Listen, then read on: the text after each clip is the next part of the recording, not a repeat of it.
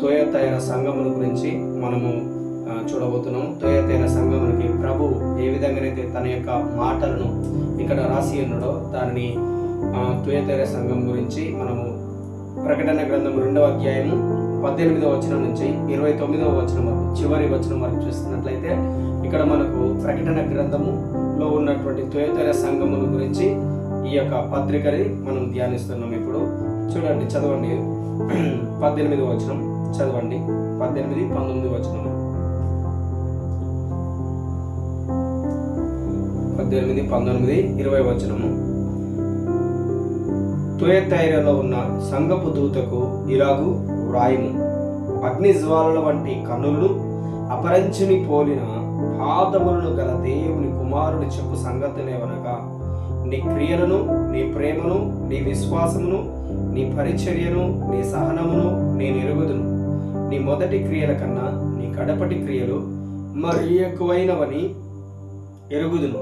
అయినను నీ మీద తప్పు ఒకటి నేను మోపవలసి ఉన్నది. చూడండి, దేవునికి మహిమ కలుగును గాక. ఇక్కడ యేసు ప్రభువుని ఈ యొక్క తుయతైర సంఘమునకి ఏ విధంగా పరిచయం చేస్తున్నాడు. ఈ యొక్క పత్రిక సంఘం యొక్క దూతకి, అంటే సంఘములో ఉన్నటువంటి ఆ యొక్క సంఘాన్ని పరిపాలిస్తున్నాడు, లేదంటే సంఘానికి అధ్యక్షుడిగా ఉన్నటువంటి దూత అంటే ఇక్కడ నాయకుడు. ఆయనకు రాస్తున్నాడు, అంటే అతనికి రాస్తున్నాడు అంటే సంఘం అంతటికి. ఫర్ ఎగ్జాంపుల్, మనం ఏదైనా ఒక సంఘముని ఇన్వైట్ చేస్తున్నామంటే ఆ పాస్టర్ గారి పేరుని రాసి సంఘం అంతటిని అని చెప్తాం. లేదంటే ఒక కుటుంబంలో ఒకరిని కుటుంబాన్ని ఆహ్వానిస్తున్నామంటే ఆ కుటుంబంలో ఉన్న ఆ పెద్ద ఆయన పేరు పెట్టి ఆ ఫ్యామిలీ మెంబర్స్ అని మనము ఇన్విటేషన్ దాని మీద రాస్తుంటాం. అదేవిధంగా ఇక్కడ ఈ పత్రికలో సంఘపు దూతకు అని చెప్పి ఇక్కడ రాస్తున్నాడు. ఏమంటున్నాడు? అగ్ని జ్వాలల వంటి కన్నులు, అదేవిధంగా అపరంజిని పోలిన పాదములు గల దేవుని కుమారుడు. దేవుని కుమారుడిని ఇక్కడ చూడండి, యోహాను 2 విధములుగా, నేను ఏదైతే మొదటి అధ్యాయంలో నేను మీకు అగ్ని జ్వాలల వంటి కన్నులు అంటే ఏంటి, అదేవిధంగా అపరంజిని పోలిన పాదములు అంటే ఏంటియో నేను మీకు చెప్పి ఉన్నాను. ఇక్కడ అగ్ని జ్వాలల వంటి కన్నులు అంటే అగ్ని ఎదుట కనబడినటువంటి స్పష్టమైనది ఏది కూడా ఉండదు అని అర్థం. అగ్ని అంటే వెలుగు, వెలుగు దగ్గర కనబడినది, లేదంటే చీకటిలో రహస్యమైనది ఏది కూడా ఉండదు. అదేవిధంగా దేవుని ఎదుట మన యొక్క వ్యక్తిగత జీవితంలో తెలియనిదంటూ ఏది కూడా ఉండదు. అంటే ఆయన కన్నుల ఎదుట ప్రతి ఒక్కరి జీవితము ఆయన ఎదుట చాలా స్పష్టంగా ఉన్నది. ఎందుకంటే దేవుని యొక్క వాక్యంలో సామెతల 5వ అధ్యాయంలో ఉంటుంది. ఏమని ఉంటుందంటే, నరుని యొక్క మార్గములు, నరుని యొక్క ప్రవర్తన ఆయన గమనిస్తున్నాడు. కావాలంటే ఒకసారి చదవండి. ఈరోజు మనం సామెతల గ్రంథంలో నుండి చాలా విషయంలో నేను మీకు జ్ఞాపకం చేస్తాను. 5వ అధ్యాయము 21వ వచనంలో ఏముంది? నరుని మార్గములను యెహోవా ఎరుగును, వాని నడతలన్నిటినీ ఆయన గుర్తించును.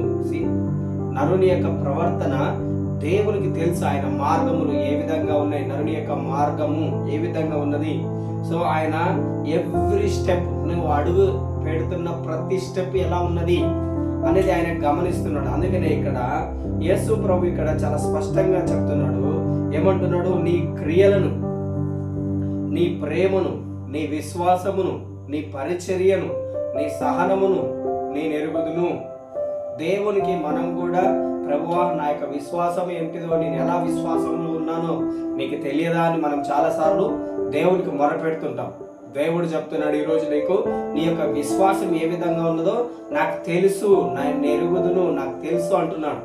నాకు తెలియనిది ఏది కూడా లేదు, ఎందుకంటే నా యొక్క కన్నులు అగ్ని జ్వాలల వంటి కన్నులు.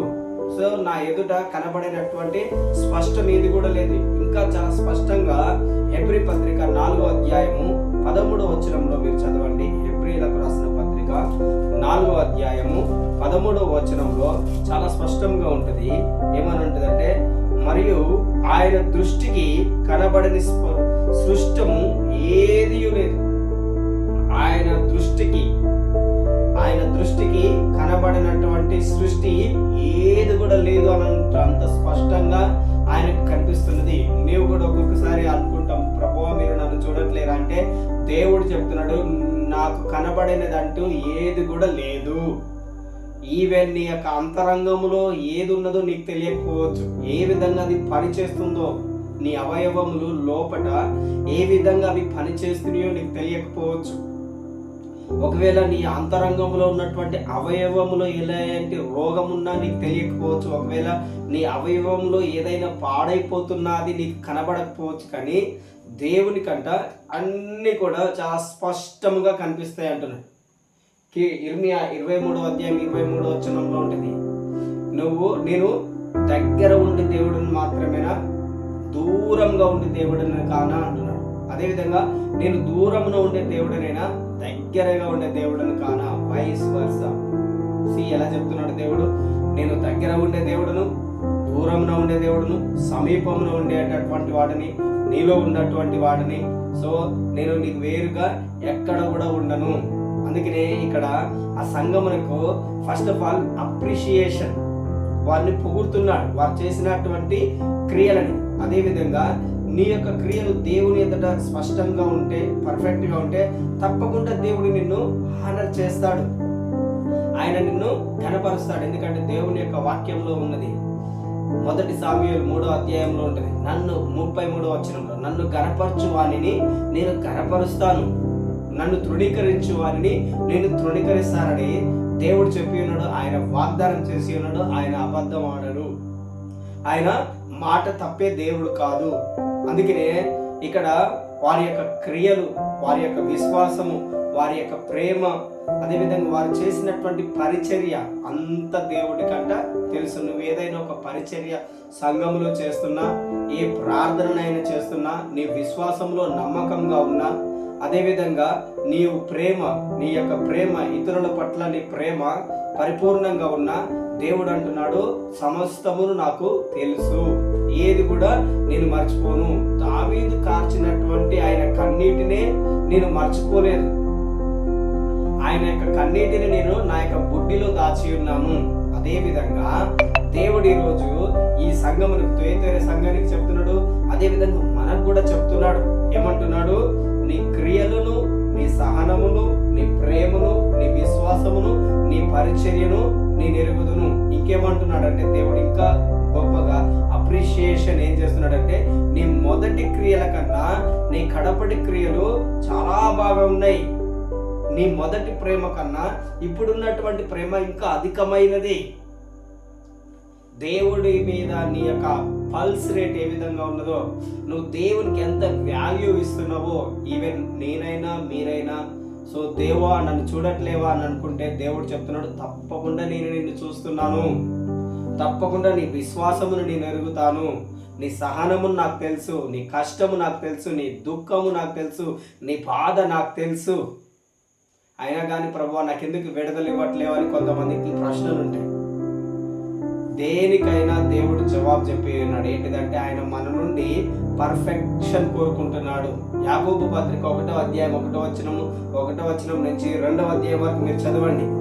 దేవుడి యొక్క వాక్యంలో ఉండేది పేషెన్స్ అనేది పర్ఫెక్ట్ వర్క్ని తీసుకొని వస్తుందంట. పేషెన్స్ ఉండాలి, ఫెయిత్ ఉండాలి.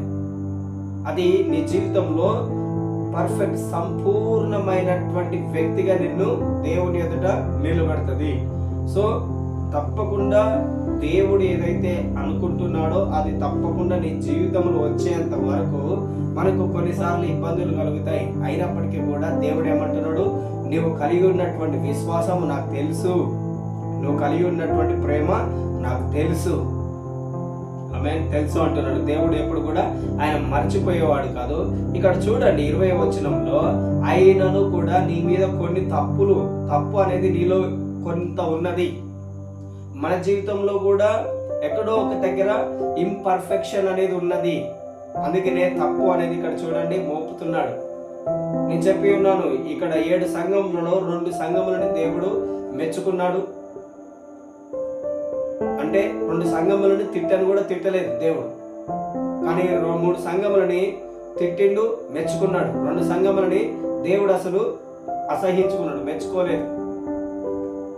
ఇందులో ఈ థియేటర్ సంఘంని దేవుడు చూడండి, మొట్టమొదటిగా అప్రిషియేషన్ చేస్తున్నాడు. వారి యొక్క పని ఏ విధంగా ఉన్నది, వారి యొక్క విశ్వాసం ఏ విధంగా ఉన్నది, వారి యొక్క క్రియలు ఏ విధంగా ఉన్నాయి అనేది, సో దేవుని పట్ల ఏ విధంగా ఉన్నాం అనేది చెప్తున్నాడు. అదే విధంగా వారి మీద తప్పు నింద ఎందుకు మోపుతున్నాడు అంటే, ఆ తప్పు నీలో కూడా కనపడకూడదు, అది అనేది నీలో ఉండకుండా ఆ విషయంలో నీవు మారు మనసు పొందుకోవాలి అని దేవుడు ఇక్కడ హెచ్చరిక చేస్తున్నాడు. ఈ సంఘముకు చెప్తున్నాడు దేవుడు. ఏమంటున్నాడంటే, నీ మీద ఒక తప్పు ఉన్నది. ఏంటిదంటే, తాను ప్రవక్తిని అని చెప్పుకొనుచున్న యెజబేలు స్త్రీని ఉండనిచ్చుచున్నావు. యెజబేల్ అనగానే మనం ఏమంటే పాత నిబంధనలో ఉన్నటువంటి అహాబు భార్య దగ్గరికి వెళ్తాం. అహాబు భార్య కాదు, ఇక్కడ సంఘములోనే ఒక స్త్రీ ఉన్నది, యెజబేల్ అనేటటువంటి స్త్రీ. ఆ యెజబేల్ అనేటువంటి స్త్రీ ఏం చేస్తున్నది? తప్పుడు బోధనలు తీసుకొని వచ్చి తన యొక్క దాసులకు బోధిస్తున్నది. ఇక్కడ ఈ సంఘముని మనం గమనించినట్లయితే 519 నుంచి 1517 వరకు లేదా 1519 వరకు ఈ యొక్క సంఘముని, సో ముందున్నటువంటి మనకంటే ముందున్నటువంటి వాళ్ళు ఆధ్యాత్మిక అధ్యాపకులు ఏం చెప్పారంటే, ఈ సంఘముని అన్య బోధల చేత లేదంటే కలుషితమైనటువంటి సంఘముగా, అన్య బోధల చేత ప్యాగనైజ్డ్ టీచింగ్స్, అన్ని రకములైనటువంటి బోధనను ఇక్కడ తీసుకొని వచ్చినట్టుగా ఈ సంఘంలో నేటి ఆ యొక్క 519 నుంచి 1519 వరకు ఉన్న ఆ సంఘముని పోల్చినారు. కారణం ఏంటిదంటే, అప్పుడు ఆ సంఘంలోనికి నేను మీకు చెప్పి ఉన్నాను కదా, మొట్టమొదటిగా ఈ యొక్క సంఘం, ఈ యొక్క మనము క్రీస్తు శకము 100 నుంచి 300 వరకు చూసినట్లయితే అప్పటి వరకు కొంతమంది రాజులు పరిపాలించి ఉన్నారు. రాజుల తర్వాతకి ఇప్పుడు ఈ సంఘముని పరిపాలిస్తున్నటువంటి వ్యక్తులు ఎవరు వచ్చిందనంటే పోపులు. ఎవరు? పోపులు వచ్చి ఉన్నారు. ఈ పోపులు ఏం చేసిరంటే సంఘము పైన ఆధిపత్యమును చెలాయించి ఉన్నారు. ఎలా ఆధిపత్యమును తీసుకున్నారంటే, రోమా సామ్రాజ్యములో ప్రతి ఒక్కరికి ఆ కాన్స్టంటైన్ అనే చక్రవర్తి ప్రతి ఒక్కరికి బైబిల్ అందుబాటులో ఉండేలాగా చేసి ఉన్నాడు. ఎప్పుడైతే వాళ్ళకు బైబిల్ అందుబాటులో ఉన్నదో, దేవుని యొక్క వాక్యం అర్థమైంది కనుక వారికి స్వాతంత్ర్యం అనేది వచ్చి ఉన్నది. ఎప్పుడైతే స్వాతంత్ర్యము, దేవుని యొక్క వాక్యంలో ఉన్నటువంటి ఆ స్వాతంత్ర్యం ఎప్పుడైతే వారు తెలుసుకున్నారో, వాళ్ళు వీళ్ళకు భయపడడం మానేస్తున్నారు. ఈ రోజులలో కూడా చాలా మంది దేవుని యొక్క వాక్యం తెలియకపోవడం వలన చాలా మంది దైవ సేవకులకి భయపడుతుంటారు. కొంతమంది ఏం చేస్తుంటారంటే, బైబిల్ ఏం చదవనవసరం లేదు, నేను చెప్పినటువంటి వాక్యమును మీరు వింటే చాలు, లేదంటే నేను ప్రతిరోజు మెసేజ్ ఒక వాక్యం పంపిస్తే అది చాలు, ఇంకంతకంటే ఎక్కువ చదవద్దని చాలా నియంతగా వాళ్ళని ఏం చేస్తున్నారు? దేవుని యొక్క వాక్యం చదవనీయకుండా చేస్తున్నారు, దేవుని యొక్క సత్యమును తెలుసుకోనియకుండా చేస్తున్నారు. ఎందుకంటే చాలా మంది ఈ మాటలు చెప్పినప్పుడు విన్నప్పుడు కొన్నిసార్లు మస్తు బాధ అనిపిస్తున్నది, చాలా బాధ అనిపిస్తున్నది. ఎందుకంటే దేవుని యొక్క వాక్యమునకు వారు వాక్యమును తెలుసుకోకుండా చేస్తున్నారు. కొంతమంది అయితే నాకు తెలిసినటువంటి వాళ్ళు, కొంతమందికి బైబిల్ చదువుదామని ఆసక్తి ఉంటుంది, కానీ వారి ఇంటిలో ఉన్న వాళ్ళు చదవనివ్వట్లేదు. మనకైతే బైబిల్ చదవటానికి నిన్ను ఎవ్వరు కూడా ఇబ్బంది పెట్టరు, ఇంకా చదవలేదా అని అడిగే వాళ్ళు ఉంటారు మనకు. అయినా కానీ మనం ఏం చేస్తలేము? సమయం ఉన్నప్పటికీ కూడా దేవుని యొక్క వాక్యముని ధ్యానిస్తలేము. ఎజెకియా ఏం చెప్పినాడంటే, ఏ సమయమైనా ఈ లోకంలో నువ్వు వ్యర్థంగా ఖర్చు పెట్టినా, లేదంటే ఏ వ్యక్తి కొరకు నువ్వు ఆ సమయమును ఖర్చు పెట్టినా, ఈ లోకము నిన్ను గుర్తించుకోదు. అదే దానికి అనేది జ్ఞాపకం అనేది ఉండదు.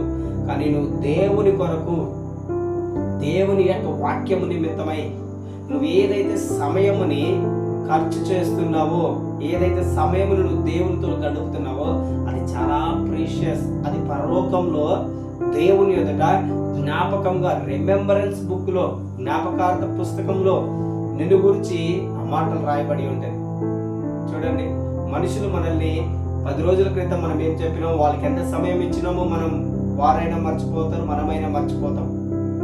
కానీ దేవుని యొక్క వాక్యం ఏం చెప్తుందంటే, దేవుని కొరకు నువ్వు ఎంతైతే సమయమును హెచ్చిస్తావో ఆయన నిన్ను మర్చిపోడు, దేవుడు మర్చిపోడు.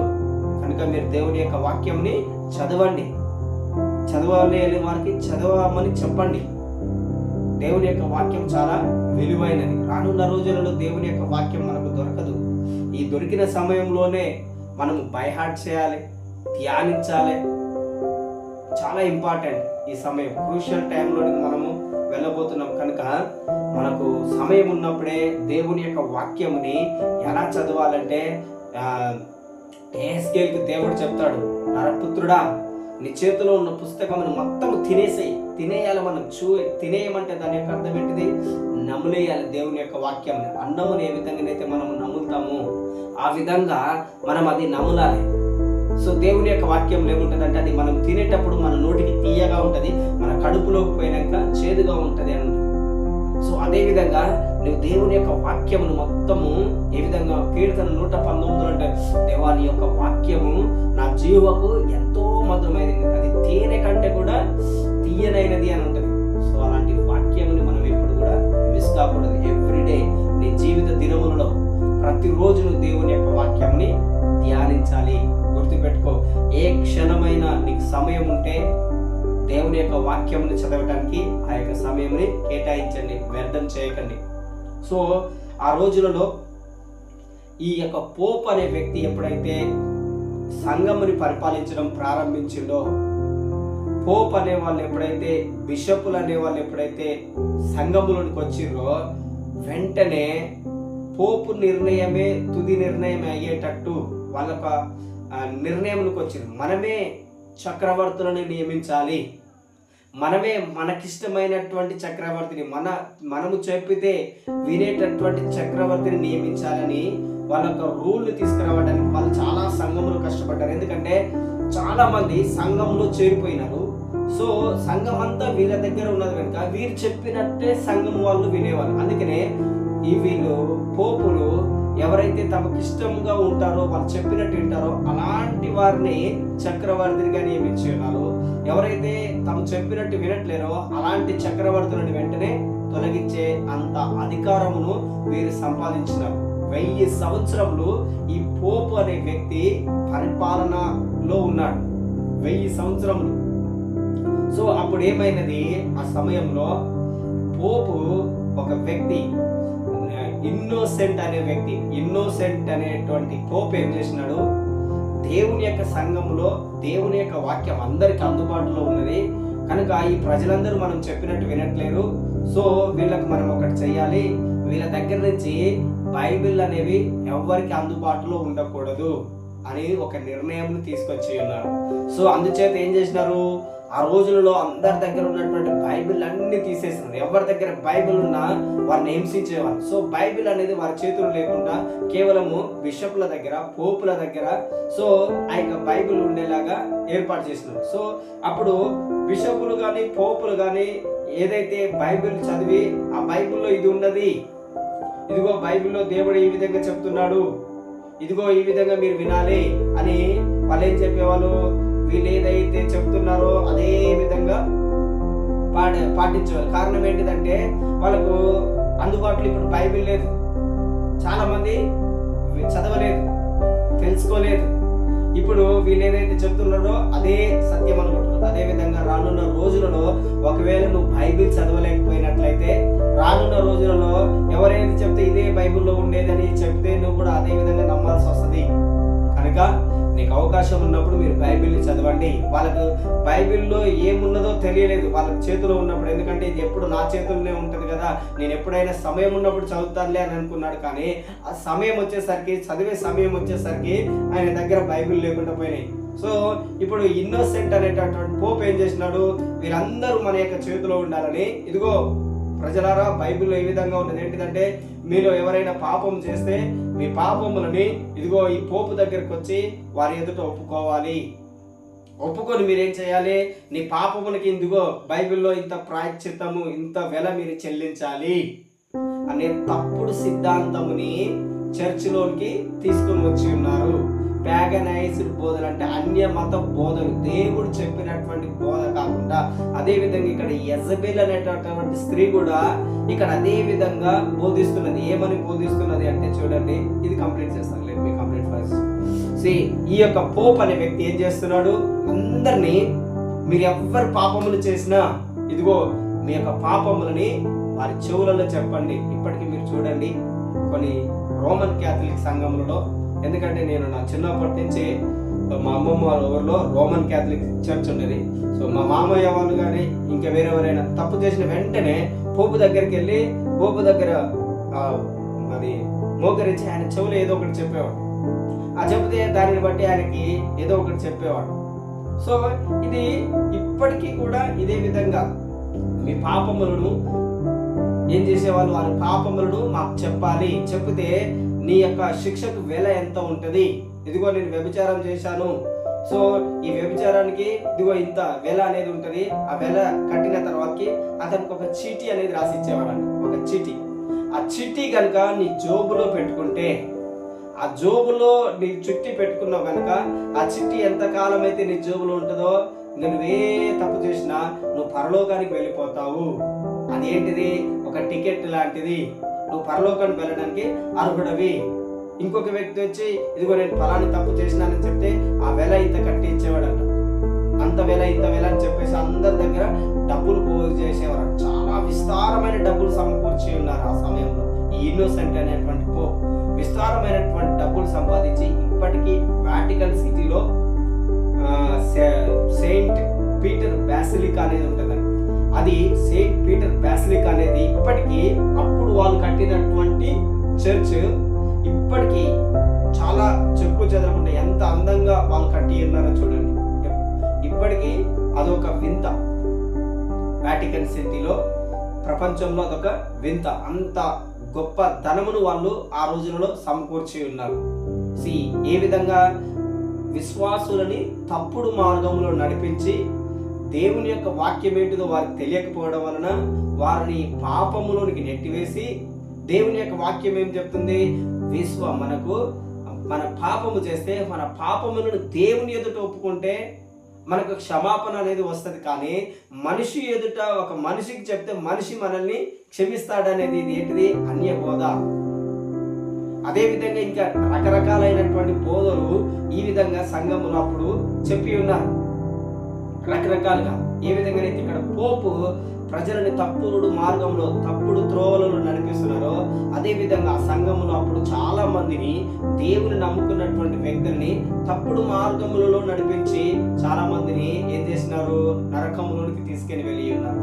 ఈ రోజులలో కూడా చాలా మంది ఇదే విధంగా చాలా మంది క్రైస్తవులని వ్యర్థమైన మార్గములలో దేవుని యొక్క వాక్యానుసారంగా కాకుండా వ్యర్థమైన మార్గములలో నడిపిస్తున్నారు. కనుక మనము ఇలాంటి వాటి కొరకు తప్పకుండా ప్రార్థన చేయాలి. ఇలాంటివి సంఘములో కనపడకూడదు.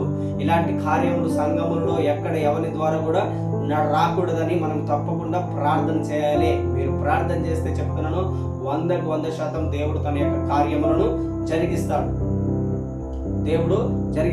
ఆ విధంగా ఇక్కడ చూడండి, యెజబెల్ అనేటువంటి ఒక స్త్రీ సంఘములు ఏం చెప్తున్నది, మీరు విగ్రహములకు చూడండి 20 వచనము, విగ్రహములకు చూడండి జారత్వము చేయండి, విగ్రహములకు బలించిన వాటిని తినుట అది నా దాసులకు బోధించుచు వారిని మోసపరచుచున్నది. చూడండి, జారత్వము నేర్పిస్తున్నది. అదేవిధంగా విగ్రహములకు బలించిన వాటిని తినండి, ఏం కాదు, దేవుడు మన పాపములను క్షమించేసి ఉన్నాడని ఈ యెజబెల్ అనేటటువంటి స్త్రీ సంఘములో తన యొక్క దాసులకు దేవుని యొక్క కుమార్తెలకు ఈ విధంగా బోధిస్తున్నది. ఈ విధంగా అన్య బోధ అనేది సంఘములోనికి వచ్చి ఉన్నది. అదే విధంగా దేవుడు ఏం చెప్తున్నాడు 21వ వచనంలో, మారు మనసు పొందుటకు నేను దానికి సమయం ఇచ్చి తిని గాని అది తన జారత్వము విడిచిపెట్టి మారు మనసు పొందనలదు. చూడండి, దేవుడు సమయం ఇస్తాడు. ఎవరు ఏ పాపం చేసినా, నీవైనా నేనైనా లోకంలో ఉన్న ప్రతి ఒక్కరిని వెంటనే మనం అనుకుంటాం, అయ్యో ఈ వ్యక్తి తప్పు చేస్తున్నాడుగా, ఎందుకు దేవుడు శిక్షిస్తలేడని చాలా మంది మీరు అనుకోవచ్చు. కానీ దేవుడు ఏం చెప్తున్నాడు, ప్రతి ఒక్కరికి మారు మనసు పొందుకోవటానికి దేవుడు సమయం ఇస్తాడు. ఆ సమయంలో చాలా దేవుడికి తెలుసుకోవడానికి చాలా రకరకములైనటువంటి సమస్యలను కూడా దేవుడు పెడతాడు.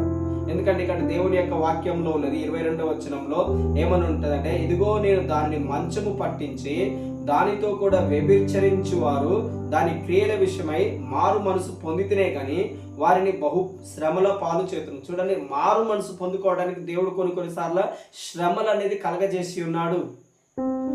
దేవుడు శ్రమలు అనేది పెట్టి ఉన్నాడు. ఆ శ్రమలోనైనా దేవుణ్ణి తెలుసుకుంటారేమో అని ఈ అన్య బోధలు కలగడం వలన వారి జీవితంలో రకరకాలైనటువంటి కష్టములు వచ్చినాయి. కీర్తన 119:71 వచనం 69 వచనంలో ఉంటుంది, శ్రమ కలుగుట నాకు మేలయ్యేను, శ్రమ నొంది ఉండుట నాకు మేలయ్యేను. ఎందుకంటే శ్రమ కలగక ముందుకు నేను త్రోవ విడిచి తిని. నీ జీవితంలో, నా జీవితంలో కొన్నిసార్లు శ్రమలు ఎందుకు వస్తాయంటే మనం ఎక్కడైనా త్రోవ తప్పిపోతున్నామేమో, ఇంకా ఎక్కడైనా మన యొక్క విశ్వాసము పరిపూర్ణంగా ఫిట్ కాలేదేమో. దేవుడు మనల్ని ఫిట్ చేయడానికే శ్రమలు అనేవి మన జీవితంలో, దుఃఖం అనేది ఉంటుంది. కానీ దేవుడు అంటున్నాడు, నీ దుఃఖమునకు రెండంతలుగా ఆశీర్వాదములను నువ్వు చూస్తావు. డబుల్ బ్లెస్సింగ్, డబుల్ పోర్షన్ అనేది నీ జీవితంలో ఉంటుంది. ఒకవేళ ప్రస్తుతమున ప్రతి దుఃఖం కూడా నీకు ఏ విధంగా కనిపిస్తున్నది, బహుగా ఇబ్బంది కలగొచ్చవచ్చు. కావాలంటే మొదటి పేతురు చూడండి, మొదటి పేతురు 1వ అధ్యాయము, మొదటి పేతురు 1వ అధ్యాయము 5వ వచనం నుంచి, లేదంటే మీరు చదవండి 5వ వచనం నుంచి, ప్రస్తుతమున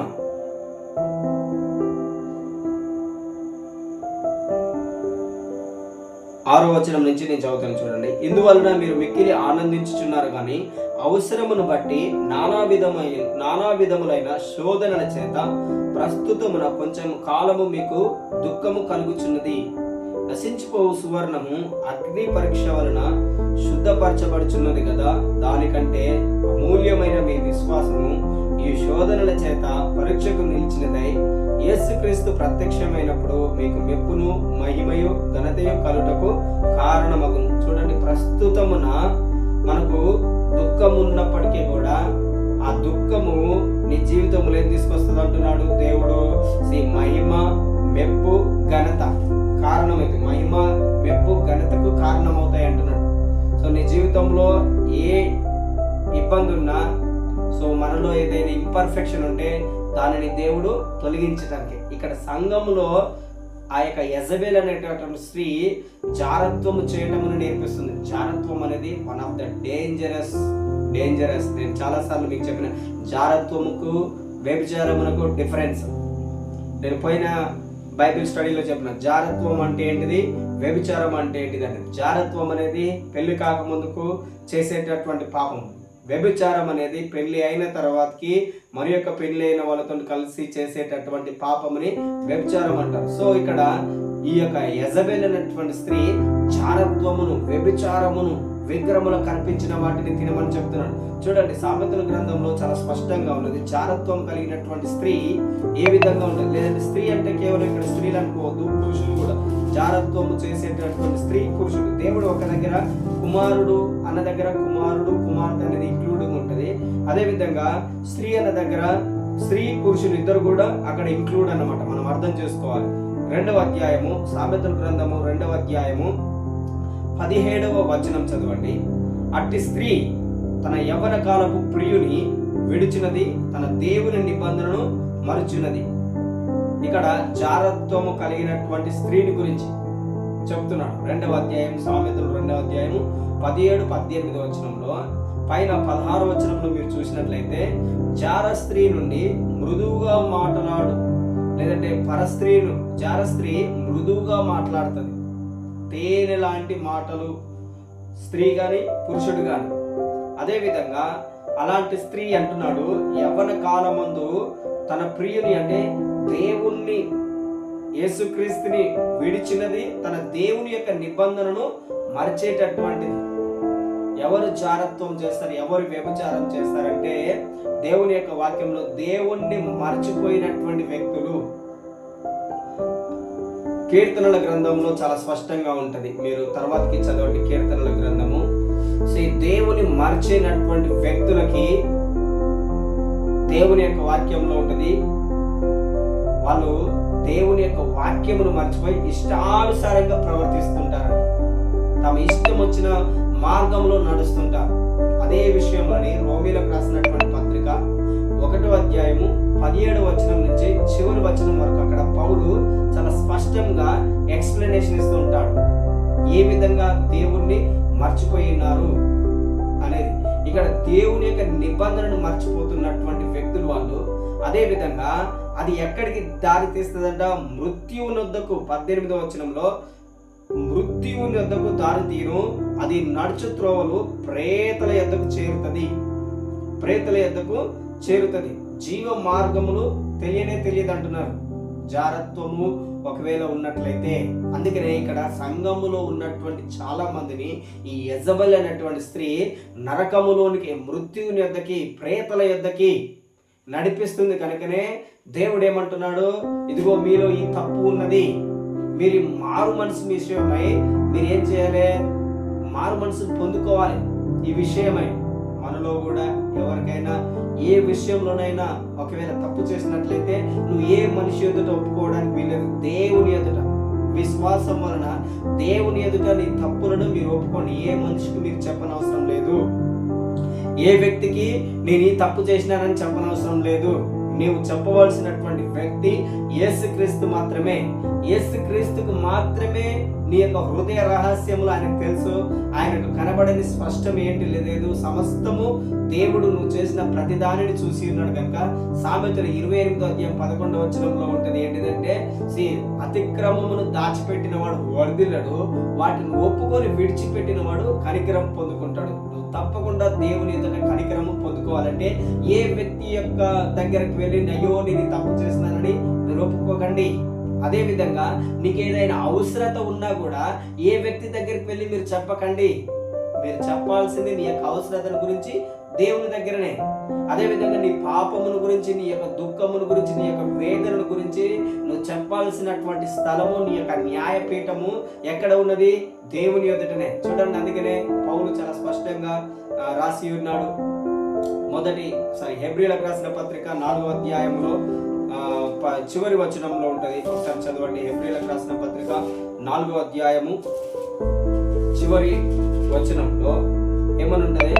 మనము కనికరింపబడి, అండర్లైన్ దట్ వర్డ్, కనికరింపబడి, దేవుడు నిన్ను కనికరించి ఉన్నాడు. నువ్వు కనికరింపబడి సమయోచితమైన సహాయము కొరకు కృప పొందునట్లు ధైర్యముతో కృపాసనమునొద్దకు చేరుదము. దేవుడు నీవు నీ యొక్క పాపములను ఒప్పుకుంటే నీ యొక్క హృదయంలో దేవుడు ధైర్యమును కలగజేస్తాడు. ఒకవేళ ఏ మనిషి ఎదుట నువ్వు ఒప్పుకున్నా, ఒకవేళ ఆ వ్యక్తి కుట్టిలబడుతున్నాడైతే, మోసం చేసే వ్యక్తి అయితే, మోసం చేసేటటువంటి వ్యక్తి అయితే, సో ఈవెన్ కొన్ని తప్పులు, కొన్ని విషయములను దేవుని యొక్క వాక్యంలో ఉంటది. మనం భర్త దగ్గర కానీ భార్య దగ్గర కూడా ఒప్పుకోకూడదని మీకా గ్రంథంలో ఉంటది, 6వ అధ్యాయంలో అనుకుంటా. కొన్ని విషయములను మనము ఓపెన్ చేయకూడదు అని ఉంటది. నువ్వు చెప్పాల్సింది దేవుని ఎదుట. సంసోన్, ఆమె ఢిల్లీలో ఏం చేసింది? ఎంటైజ్ అంటే బలవంతం చేసింది. ఎక్కడ ఉన్నది నీ శక్తి? దేనిలో ఉన్నది నీ శక్తి? చెప్పకూడదు. కానీ అతనికి చెప్పింది ఏంటిది? నేను నా పుట్టినది మొదలుకొని నా దేవునికి నేను నజరైట్ని రివీల్ చేసేసింది. సీక్రెట్, తన యొక్క రహస్యమును తెలియజేసింది. కనుకనే జాగ్రత్త, నీ రహస్యం అనేది దేవుని దగ్గర ఉండాలి. ఎప్పుడైతే ఆయన తన యొక్క రహస్యమును చెప్పిండో వీకెస్ట్ పర్సన్ అయిపోయాడు ఆ యొక్క వ్యక్తి చేతిలో. ఈవెన్ కొన్నిసార్లు నీవు నీ యొక్క భర్త దగ్గర కానీ, నీ యొక్క భార్య దగ్గర కానీ కొన్ని విషయములని మనం ఓపెన్ చేయకూడదు. ఓపెన్ చేస్తే అవి మన యొక్క జీవితంలో వీకెస్ట్గా వాళ్ళకి కనిపిస్తుండొచ్చు. ప్రతిసారి నిన్ను ఇబ్బంది పెడుతుండొచ్చు. కనుక దేవుని యొక్క వాక్యంలో దేవుడు నీకు హెచ్చరిక చేసి నువ్వు ఏది చెప్పాలి, ఏది చెప్పకూడదు. జ్ఞానము కలిగి, పేతురు అయితే చెప్తాడు, జ్ఞానము కలిగి కాపురం చేయండి అని. జ్ఞానము, విజ్డమ్ ఈజ్ ఇంపార్టెంట్. జ్ఞానం లేనివాడు, ఇదిగో ఇక్కడ ఏ విధంగానైతే దేవుడు చెప్తున్నాడో జార స్త్రీ దగ్గరికి పరిగెత్తుతుంటాడని సామెతల 5వ అధ్యాయంలో మీరు చదవండి. తర్వాతకి మీరు సామెతల 5వ అధ్యాయంలో జారత్వం గురించి ఇంకా చాలా స్పష్టంగా అధికంగా అక్కడ చెప్తూ ఉంటాడు. 5వ అధ్యాయంలో ఎలా ఉంటదంటే, తేనె కారినట్టుగా ఉంటాయి వారి యొక్క మాటలు.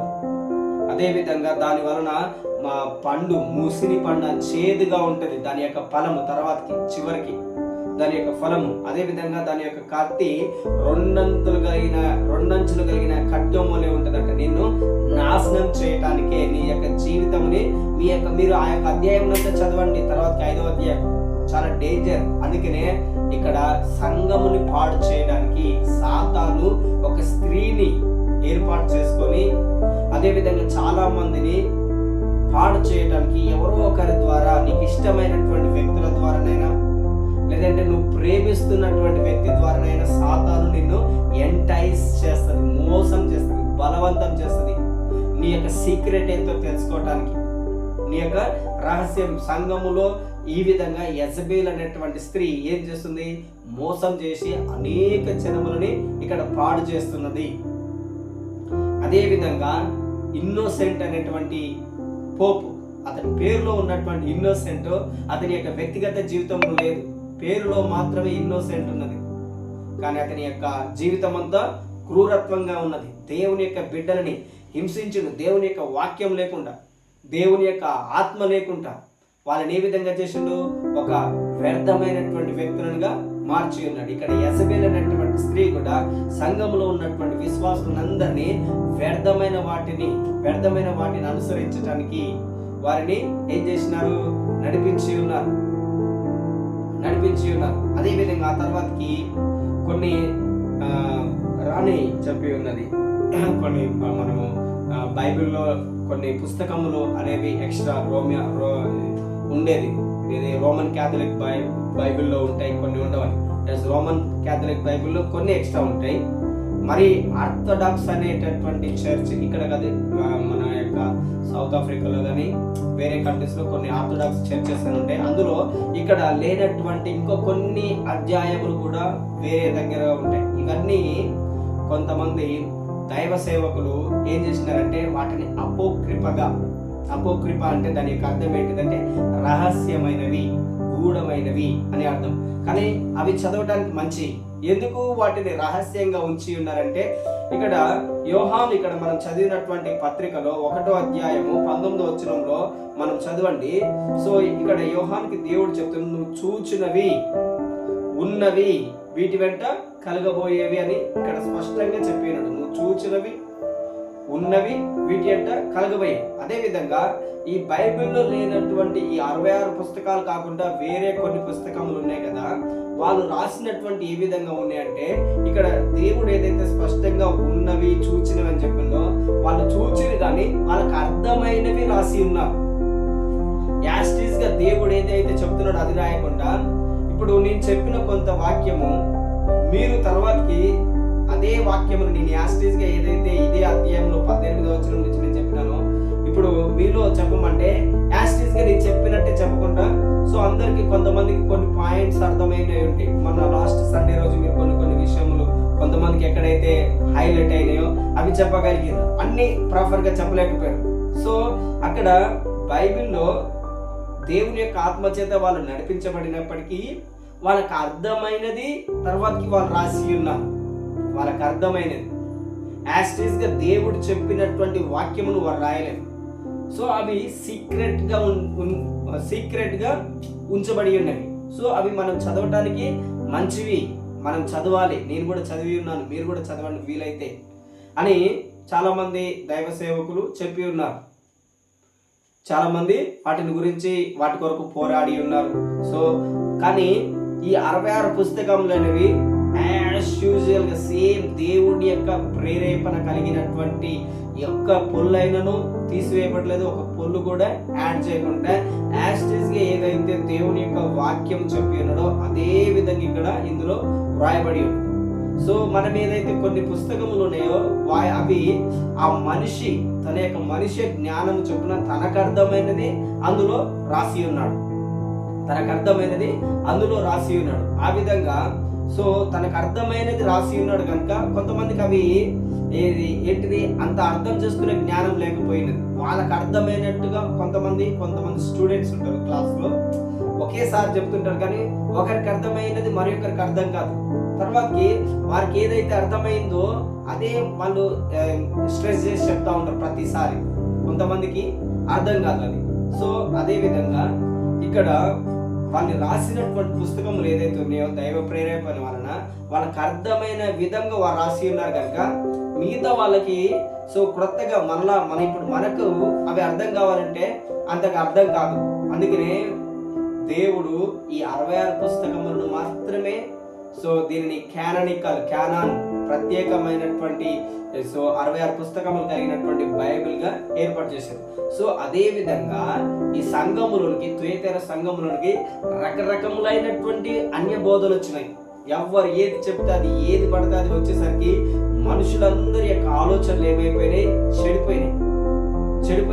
చెడిపోయి ఎవరి ఇష్టం వచ్చినట్టు వారు ప్రవర్తించడం ప్రారంభించి ఉన్నారు. అందుకనే సో దేవుడు ఇక్కడ ఈ యొక్క సంఘం ఏం చెప్పినారంటే అన్ని రకములైనటువంటి బోధలు కలిసినటువంటి సో కొంతమంది విగ్రహములను ఆరాధించవచ్చు అంటారు, కొంతమంది జారత్వం చేయొచ్చు అంటారు, కొంతమంది విగ్రహం కనిపించిన వాటిని తినొచ్చు అంటారు. ఏమి కాదని ఈ విధంగా చెప్పడం అంటే అన్ని సంపూర్ణంగా ఇక్కడ చెప్పట్లేదు, జస్ట్ ఒక అవుట్ లైన్ మాత్రమే చెప్తున్నారు. చాలా రకరకములైనటువంటి బోధలు అనేవి ఇక్కడికి వచ్చి ఉన్నాయి. కానీ ఆ బోధలు అనేవి ఫర్ ఎగ్జాంపుల్ నికోలాయితుల బోధలు అంటాం. నికోలాయితుల బోధలు అనేవి చాలా ఎన్ని ఉన్నాయో అవి మనకు తెలియదు, కానీ ఒకే వర్డ్ అనేది అక్కడ యూజ్ చేస్తున్నాం. అదే విధంగా ఇక్కడ విగ్రహములకు అర్పించిన వాటిని తినకూడదు అంటున్నాడు. ఏమి తినకూడదు అనేది అక్కడ అన్నిటినీ చెప్పలేదు ఏంటి అనేది. సో అదే విధంగా రకరకములైనటువంటి బోధలు అనేవి ఇక్కడికి వచ్చి ఉన్నాయి. కనుకనే దేవుడు ఏమంటున్నాడు, వీటన్నిటి విషయమై మారు మనసు పొందాలి. మారు మనసు పొందకపోతే దేవుడు తప్పకుండా శిక్షిస్తాడు. సో ఇంకో 23వ వచనం చాలా డేంజరస్ వర్డ్. ఎందుకంటే దేవుడు అంటున్నాడు, మారు మనసు పొందకపోతే దాని పిల్లలను నిశ్చయముగా చంపేదను. ఎవరు చంపేస్తారంటున్నారు? వారి యొక్క పాపం వలన వారి యొక్క పిల్లలు చనిపోతారని దేవుడు చెప్తున్నాడు. ఎందుకంటే రీసెంట్ గా అమెరికాలో ఒక రీసెర్చ్ అనేది చేసి ఉన్నారు. దేవుని నమ్మినటువంటి యథార్థంగా ఉన్నటువంటి ఒక కుటుంబం అదేవిధంగా తన ఇష్టానుసారంగా పాపములు ఇష్టం వచ్చినట్టు దేవుడు లేకుండా ఇష్టం వచ్చినటువంటి జీవితమును జీవించినటువంటి ఒక వ్యక్తి యొక్క చరిత్రని, కుటుంబం యొక్క చరిత్రని వాళ్ళు చూసినప్పుడు చూడండి, ఎవరైతే పాపములో వ్యభిచారంతో జారత్వంతో ఇక్కడ చెప్పినటువంటి క్రియలు ఏ కుటుంబంలోనైతే ఉన్నాయో ఈ రోజుకి వాళ్ళు ఒక స్టడీ చేసి ఉన్నారు. ఆ స్టడీ చేసిన దాని ప్రకారం చూస్తే నిజంగా ఈ మాట అక్కడ నెరవేర్చబడింది. వారి యొక్క కుటుంబంలో ఒక్కరు కూడా లేదు. ఏ విధంగానైతే దేవుడు ఏలి యొక్క కుటుంబం గురించి దేవుడు ఏ విధంగానైతే నా ఎదుట యాజకత్వం చేయకుండా ఉంటారు నీ యొక్క సంతానం. కారణం ఏంటిది? ఏలి యొక్క కుమారులు దేవుని యొక్క సంఘమునకు వస్తున్నటువంటి స్త్రీలతోటి వ్యభిచార పాపం చేసి ఉన్నారు. ఆ వ్యభిచార పాపం చేసిన దానిని బట్టి దేవుడు వారికి ఏం చెప్పినారు, నా ఎదుట యాజకత్వం చేయకుండా నీ సంతానంలో ఒకడు కూడా ఉండడు అన్నట్టుగా. ఒక్కడు కూడా సొలొమోను ఎప్పుడైతే రాజు అయినాడో, సొలొమోను రాజు కాగానే అతని యొక్క సంతానములో ఉన్నటువంటి ఒక్క యాజకుడు కూడా లేకుండా పోయి ఉన్నాడు.